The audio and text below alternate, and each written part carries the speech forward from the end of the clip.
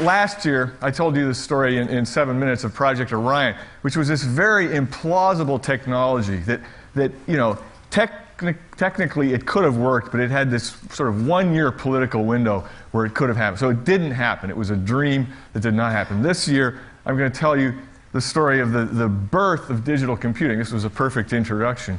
And it's a story that did work. It did happen, and the machines are all around us. And it was a technology that was inevitable. If the people I'm going to tell you the story about, if they hadn't done it, somebody else would have. So it was sort of the right idea at the right time. This is Baricelli's universe. This is the universe we live in now. It's the universe in which these machines are now doing all these things, including changing biology.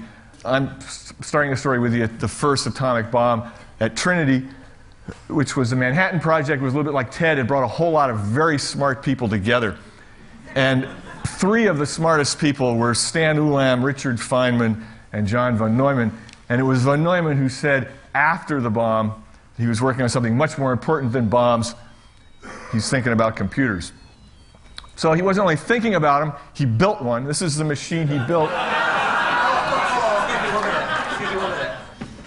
He built this machine, and we had a beautiful demonstration of how this thing really works with these little bits. And it's an idea that goes way back. The first person to really explain that was Thomas Hobbes, who in 1651 explained how arithmetic and logic are the same thing, and if you want to do artificial thinking and artificial logic, you can do it all with arithmetic.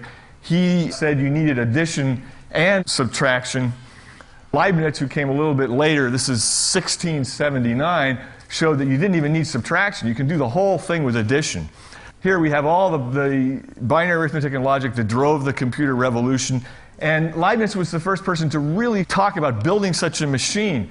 He talked about doing it with marbles, having gates and what we now call shift registers, where you shift the gates and drop the marbles down the tracks. And that's what all these machines are doing, except instead of doing it with marbles, they're doing it with electrons.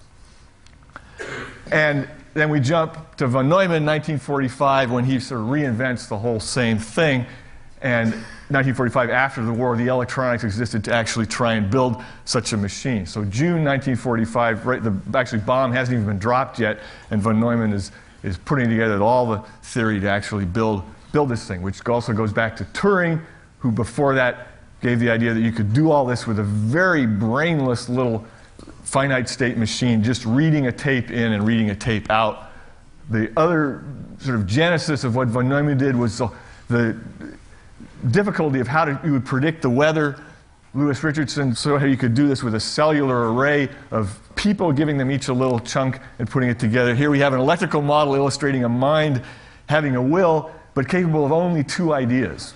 And this is really the simplest computer. It's basically, it's the, you know, why you need the qubit, because it only has 2 ideas. And you put lots of those together, you get the essentials of the modern computer: the arithmetic unit, the central control, the memory, the recording medium, the input and the output. But there's one catch. This is the fatal, you know, we saw it in starting these programs up. The instructions which govern this operation must be given in absolutely exhaustive detail. So the programming has to be perfect or it won't work.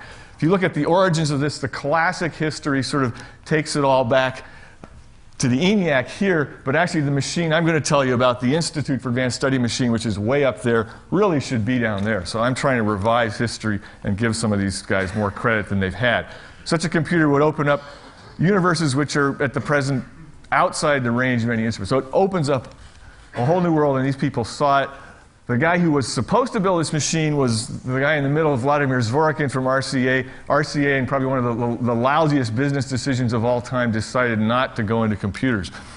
But the first meetings, November 1945, were at RCA's offices. RCA started this whole thing off and said, oh, television's the future, not computers. The essentials were all there, all the things that make these machines run. Von Neumann and a logician and a mathematician from the Army put this together. Then they needed a place to build it. When RCA said no, that's when they decided to build it in Princeton, where Freeman works at the Institute. That's where I grew up as a kid. That's me. That's my sister Esther, who's talked to you before. So we both go back to the birth of this thing. That's Freeman a long time ago. And that was me. And this is von Neumann and Morgenstern, who wrote The Theory of Games. All these forces came together there in Princeton. Oppenheimer, who had built the bomb, the machine was actually used mainly for doing bomb calculations. And Julian Bigelow, who took Zworykin's place as the engineer to actually figure out, using electronics, how you would build this thing. The whole gang of people who came to work on this, and the women in front who actually did most of the coding were the first programmers. These were the prototype geeks, the nerds. They didn't fit in at the Institute. This is a letter from the director, concerned about, especially unfair in the matter of sugar. You can read the text. So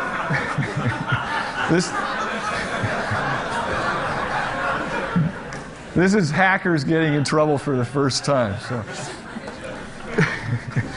So these were not theoretical physicists. They were real soldering gun type guys, and they actually built this thing.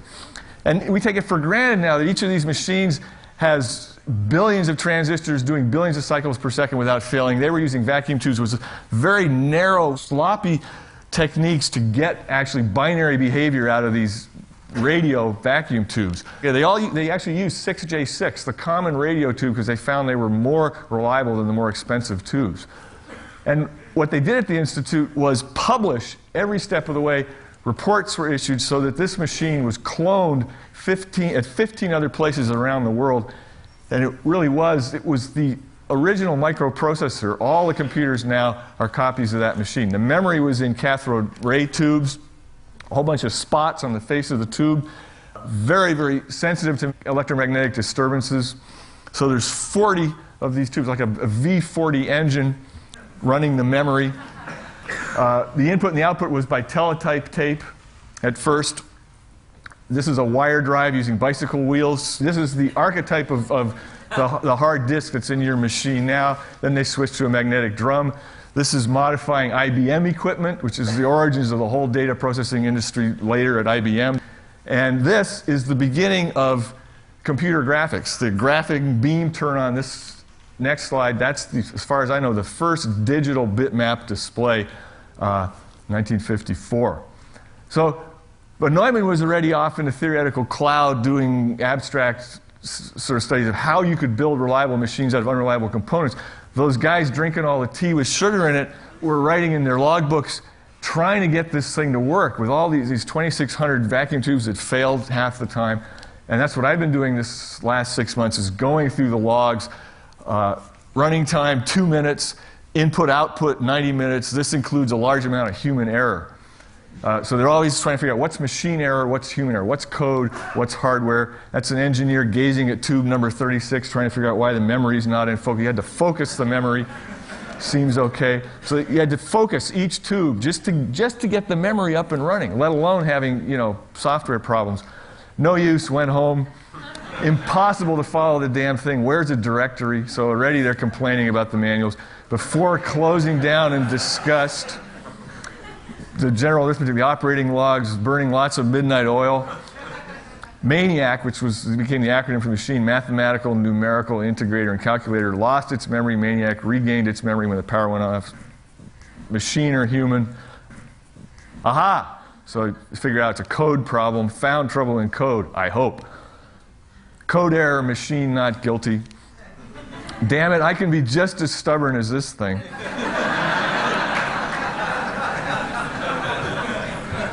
And the dawn came. So they ran all night. 24 hours a day, this thing was running, mainly running bomb calculations.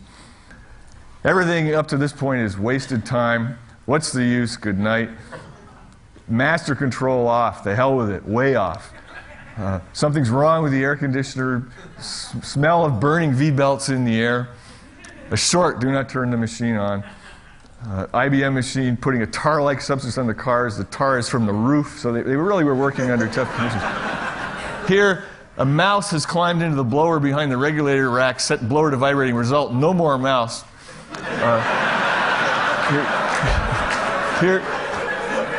Here lies mouse, born, question mark, died, 4:50 a.m., May 1953. There's an inside joke. Someone has penciled in, here lies Marston mouse. If you're a mathematician, you get that, because Marston was a mathematician who objected to the computer being there. Picked a lightning bug off the drum, running at 2 kilocycles. That's 2,000 cycles per second. Yes, I'm chicken. So 2 kilocycles was slow speed. The high speed was 16 kilocycles. I mean, I can remember a Mac that was 16 megahertz. That's slow speed. I have now duplicated both results. How will I know which is right, assuming one result is correct? This now is the third different output. I know when I'm licked. We've duplicated errors before. Machine run fine, code isn't. Only happens when the machine is running. And sometimes things are okay. Machine, a thing of beauty and a joy forever, perfect running. Parting thought, when there's bigger and better errors, we'll have them. So nobody was supposed to know they were actually designing bombs. They were designing hydrogen bombs. But someone in the logbook late one night finally drew a bomb. So that was the result, was Mike, the first thermonuclear bomb in 1952. That was designed on that machine in the woods behind the Institute. So von Neumann invited a whole gang of weirdos from all over the world to work on all these problems. Barricelli, he came to do what we now call really artificial life, trying to see if in this artificial universe, I mean, he was a viral geneticist way, way, way ahead of his time. He's still ahead of some of the stuff that's being done now. Trying to start an artificial genetic system running in the computer his universe started March 3rd, 53. So it's almost exact. It's 50 years ago next Tuesday, I guess. And he saw everything in terms of, he could read the binary code straight off the machine. He had a wonderful report. Other people couldn't get the machine running, and he always worked for him. Even errors were duplicated. Dr. Barricelli claims machine is wrong, code is right. So he designed this universe and ran it. When the bomb people went home, he was allowed in there, and he would run that thing all night long, running these things. If anybody remembers Stephen Wolfram, who reinvented this stuff. And he published it. It wasn't locked up and disappeared. It was published in the literature. If it's that easy to create living organisms, why not create a few yourself? So he decided to give it a try, to start this artificial biology going in the machines. And he found all these, he sort of was like a naturalist coming in and looking at this tiny 5,000 byte universe and seeing all these things happening that we see in the outside world in biology. Those are some of his generations of his universe. But they're just going to stay numbers. They're not going to become organisms. They have to have something. You have a genotype and you have to have a phenotype. They have to go out and do something.